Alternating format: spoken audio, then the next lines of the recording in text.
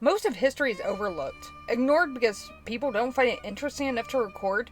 The great and the good demanded it be removed or embellished to the point of outright lies, although we can sometimes figure it out anyway, or it simply didn't survive to the modern day.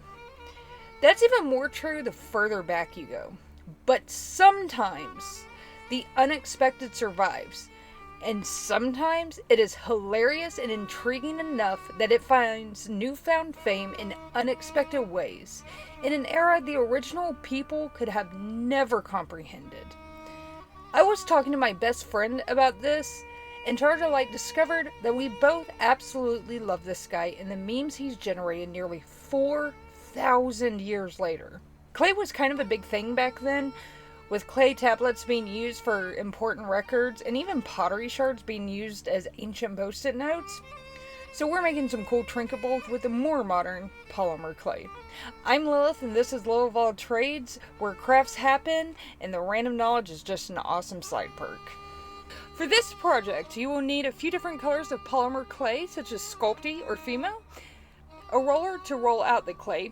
A pasta maker also works, and in fact, some polymer clay artists I know have one specifically for clay. A bowl-shaped, oven-safe mold, or you can even use a foil ball to lay the clay over. Just make sure it's flat-ish on the bottom so it won't be wobbly. You can also use this kit from Amazon, which is exactly what I'm doing, link in the description. Start by picking your colors. 3 to 5 is good, but you can do however many you want, really. Knead the clay with your hands so it can warm up a bit and be malleable to work with. If the clay is too hard or stiff after a few minutes of kneading it, you can add a drop of baby oil to help soften it up, but be careful with that. Seriously, no more than a drop. When your clay is pliable, roll it into strips or snakes or whatever you want to call them, and gently twist them together. Some of my clay wasn't as pliable as I should have made it, but I'm not the most patient person, so the cracking is my bad. Carrying on, fold it in half and twist together, and roll it into another strip. Twist and fold it one more time, and then roll it into a ball. From here, take your rolling pin and flatten it out to something like 1/8 of an inch or a little thicker. I just eyeballed it.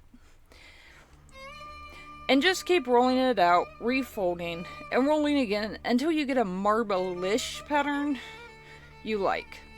Be sure to check both sides. My favorite was very different on either side.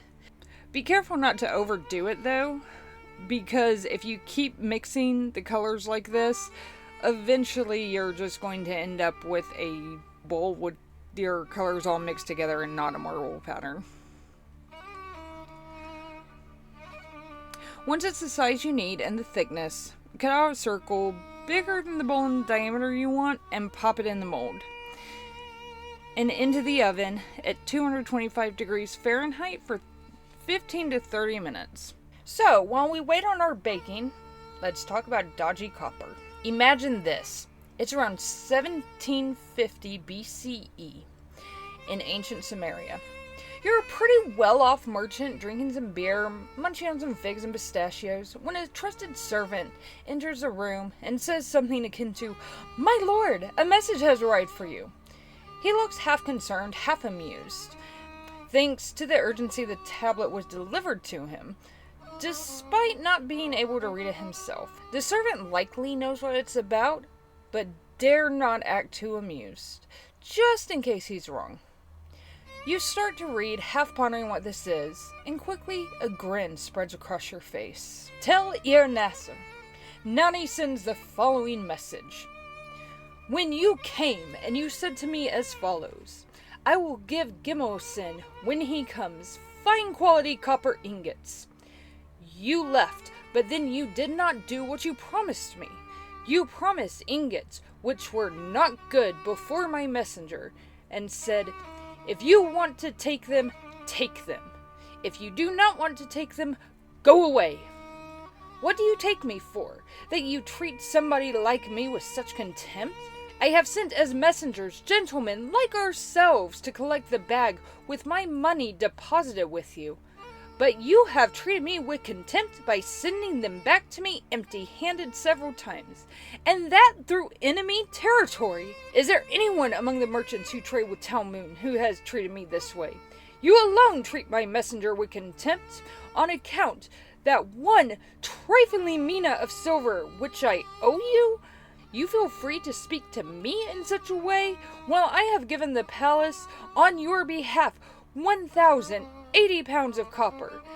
And Umi Album has likewise given 1,080 pounds of copper, apart from what we both have had written on a sealed tablet to be kept in the temple of Samas. How have you treated me for that copper? You have withheld my money bag from me in enemy territory.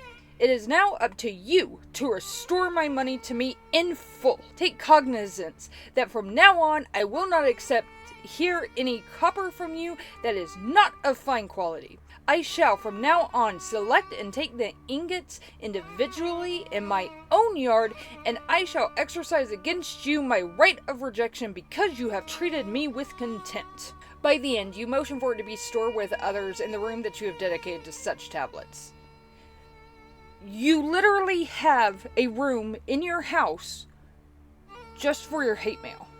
This guy, Ir Nasser, is one of the select few, not only to be remembered millennia later, but he has been the subject of countless internet memes, such as the Tumblr post that originally started me on my copper merchant journey years ago. Babylonian era problems. Old school hate mail. Imagine how pissed you have to be to engrave a rock. Okay, but there was this guy called Ir Nasser who was a total crook and would actually cheat people out of good copper and sell them shit instead. The amount of correspondences complaining to and about this guy are hilarious. Are you telling me we know about a specific guy who lived 5,000 years ago by name because he was a huge asshole? More like 4,000 years ago, but yes. Ir Nasser and his dodgy business deals. And we haven't even touched on the true hilarity of this situation yet. He wasn't just into copper trading. There are letters complaining about Ir Nasser's business practices with respect to everything from kitchenwares to real estate speculation to secondhand clothing. The guy was everywhere. The majority of the surviving correspondences regarding Ir Nasser were recovered from one particular room in a building that is believed to have been Ir Nasser's own house.